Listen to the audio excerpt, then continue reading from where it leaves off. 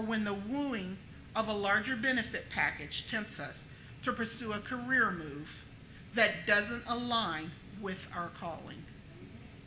Clear boundaries purposefully established ahead of time, not in the heat of the moment, may be the only thing that keeps us grounded during such times.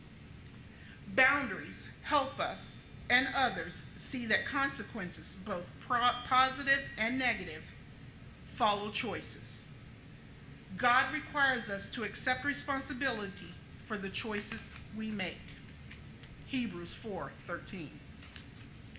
When we live by intentional boundaries established on a scriptural principle, we will not only see the positive and negative consequences for our choices, we will also hold others responsible for how they respond to our boundaries.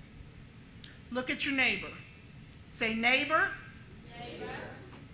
We will not only see the positive and negative consequences of our choices, we will also hold others responsible for how they respond to our boundaries.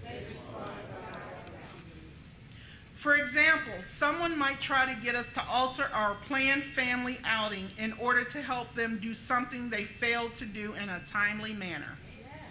Our commitment to our family, coupled with our refusal to be manipulated, will help us, our family, and the one manipulating us to see more clearly the consequences on all sides. Our boundaries help us to say no to the manipulator and yes to our spouse and kids. It will allow others to learn from our healthy boundaries as well, even though they're actually learning from our example is never within our control. Boundaries help us distinguish influence from control of others, enabling us to respect their no. God has given us significant influence for his purposes. When we seek to keep such influences in step with the Spirit, we will have the maturity to recognize the difference between using compelling words like Paul did in 2 Corinthians 5:20 and manipulative actions like the Sanhedrin in Acts 5:40 through 42. Our encouragement of others, coupled with a heartfelt prayer to the Holy Spirit, is able to produce more conviction in the hearts of others than any amount of nagging ever could.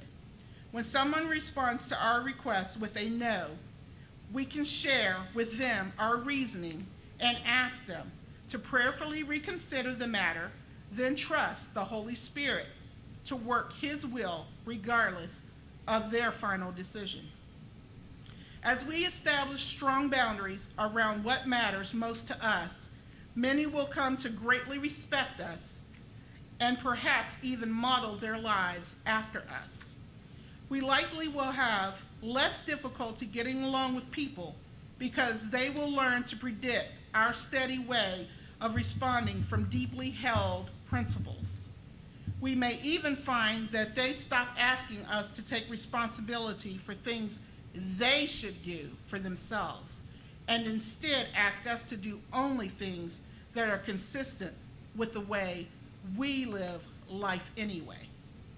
A healthy boundary also allows us to better assess whether someone is attempting to influence us or control us based on their reaction to our boundary. Those merely wanting to influence us may still be disappointed, but they will accept our no and even respect us for it.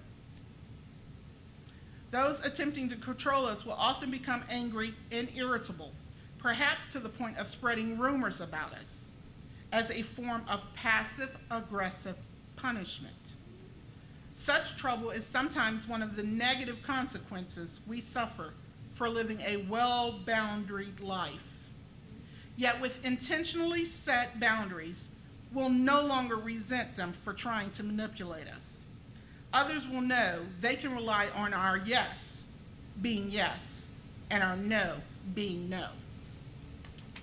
Eleanor Roosevelt once said, "Do what you feel your heart to be right, for you'll be criticized anyway."